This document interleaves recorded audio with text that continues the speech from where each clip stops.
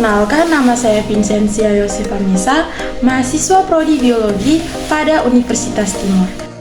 Tujuan saya dan teman-teman saya membuat video ini adalah untuk memenuhi tugas UAS pada mata kuliah bioteknologi, dan materi yang kami bawakan adalah bioteknologi modern, yaitu cloning.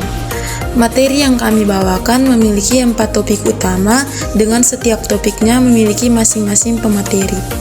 Pada materi pertama, yaitu tentang definisi cloning, akan dibawakan oleh Cecilia Veteme. Selanjutnya, pada materi yang kedua akan dibawakan oleh Christine Leliani Taus. Materi yang ketiga, yaitu jenis cloning, akan dibawakan oleh Febriani Kastitimuti. Dan materi yang terakhir, yaitu contoh cloning, akan dibawakan oleh Marcelina Santimuru.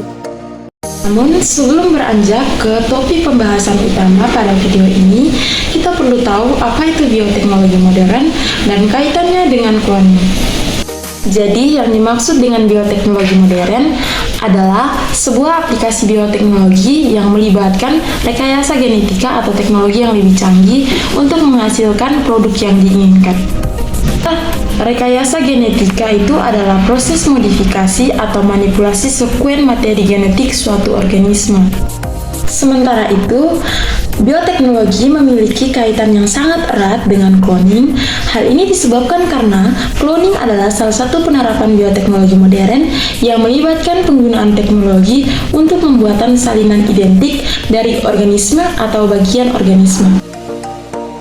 Perkenalkan, saya Cecilia Veteme dengan NPM 542100033. Di sini saya akan membahas mengenai cloning. Cloning merupakan proses membuat individu baru yang identik secara genetik. Cloning tidak hanya membuat organisme yang fisiknya sama, tetapi juga harus memiliki genetik yang sama. Jika organisme secara fisiknya sama, tetapi genetiknya berbeda, maka tidak dapat dikatakan sebagai cloning. Artinya bahwa cloning adalah proses bioteknologi yang melibatkan penggunaan teknologi rekayasa genetik untuk membuat individu baru yang melibatkan kode genetik yang identik dengan individu induknya. Dalam cloning, sel-sel induk dipisahkan dan kemudian direprogram untuk menjadi sel-sel yang siap untuk berkembang menjadi individu baru. Cloning tidak hanya berfokus pada menciptakan organisme yang memiliki fisik yang sama, tetapi juga harus memiliki genetik yang sama. Jika organisme secara fisiknya sama, tetapi genetiknya berbeda, maka tidak dapat dikatakan sebagai cloning. Karena itu, memenuhi syarat genetik yang sama. Perkenalkan, nama saya Christine Leliani Taus, NPM 542100024. Di sini saya akan melanjutkan materi, yaitu tentang manfaat cloning. Cloning organisme memiliki berbagai manfaat potensial bagi manusia dan lingkungan, antara lain, yang pertama, meningkatkan produksi ternak. Cloning dapat digunakan untuk memperbanyak hewan ternak yang memiliki sifat-sifat unggul seperti produktivitas susu, daging, telur, bulu, atau kulit. Hal ini dapat meningkatkan ketersediaan pangan dan sumber daya alam bagi manusia. Yang kedua, menyelamatkan spesies terancam punah. Cloning dapat digunakan untuk melestarikan keanekaragaman hayati dengan menggandakan spesies hewan atau tumbuhan yang populasinya menurun atau hampir punah akibat perburuan, perusakan habitat, atau perubahan iklim. Hal ini dapat menjaga keseimbangan ekosistem dan fungsi lingkungan bagi manusia. Yang ketiga, mengobati penyakit genetik. Cloning dapat digunakan untuk menghasilkan sel batang yang sesuai dengan genetik pasien yang menderita penyakit genetik seperti diabetes, Parkinson, Alzheimer, atau kanker.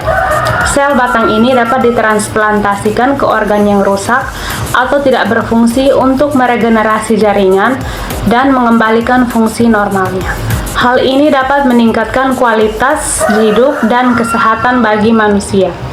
Yang keempat, mengatasi masalah reproduksi. Cloning dapat membantu pasangan suami istri yang mempunyai problem reproduksi untuk memperoleh anak. Yang terakhir, meningkatkan mutu genetik ternak. Cloning dapat digunakan untuk meningkatkan mutu genetik ternak dan memperbanyak bibit unggul sehingga dapat meningkatkan produktivitas dan kualitas hewan ternak. Perkenalkan, nama lengkap saya Febriani Kestiti Muti dengan NPM 54210029. Baik, di sini saya akan menjelaskan jenis-jenis cloning. Cloning memiliki beberapa jenis, yaitu yang pertama adalah cloning alami. Cloning alami bentuk reproduksi alami yang memungkinkan makhluk hidup bereproduksi secara spontan seperti pada tanaman, jamur, dan bakteri. Koloni hasil cloning berkembang biak dengan sendirinya. Yang kedua adalah cloning molekuler. Proses pembuatan molekul DNA yang mengandung seluruh gen.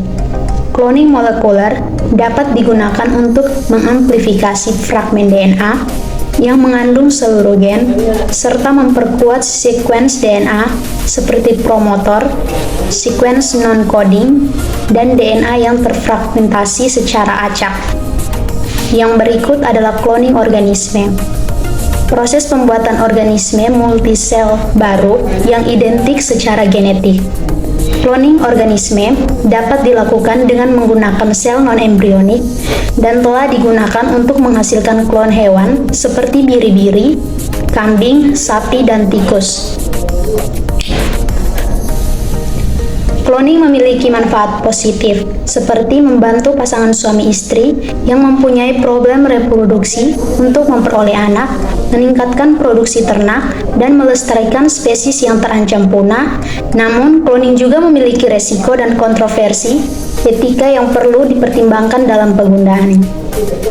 Baik, perkenalkan, nama saya Marcelina Santimoru dengan NPM 54210061. Saya akan melanjutkan materi tentang contoh cloning. Yang pertama, contoh cloning pada manusia. Yang pertama yaitu Eve. Eve merupakan tiruan manusia pertama yang dilaporkan berhasil dibuat oleh Clonaid pada Desember tahun 2002. Eve adalah seorang gadis yang dihasilkan dari sel telur yang diambil dari seorang anak yang tewas dalam kecelakaan mobil. Yang kedua, contoh cloning pada hewan. Yang pertama, domba Dolly. Domba Dolly salah satu contoh cloning yang paling terkenal. Domba Dolly lahir pada tahun 1998. Proses cloningnya melibatkan sel non-embrionik dan telah membuka wawasan penelitian biomolekuler. Yang kedua, kucing garlic. Seorang bernama Huang mencari jasa perusahaan bioteknologi Sinogen untuk mengklon kucing kesayangannya yang telah mati. Hasilnya adalah kucing yang diberi nama Garlic yang mirip secara karakter, anatomi, dan genetik dengan kucing asli. Selanjutnya saya akan menjelaskan tentang teknik cloning pada domba Dolly. Pada domba betina 1, kita ambil kelenjar mamae, kemudian ambil nukleus donor. Pada domba betina kedua, kita ambil sel telurnya yang ada di dalam ovarium domba, kemudian sel telur nukleusnya dikeluarkan. Maka tinggal sel telur yang tidak ada di nukleusnya. Tahap selanjutnya adalah disatukan nukleus donor dan sel telur yang tidak ada nukleusnya, sehingga dua sel disatukan dengan sengatan listrik. Maka sel yang disatukan mulai membelah untuk membentuk embrio. Selanjutnya, embrio tersebut dimasukkan ke dalam uterus domba, yang kemudian akan berkembang menjadi seekor domba Dolly.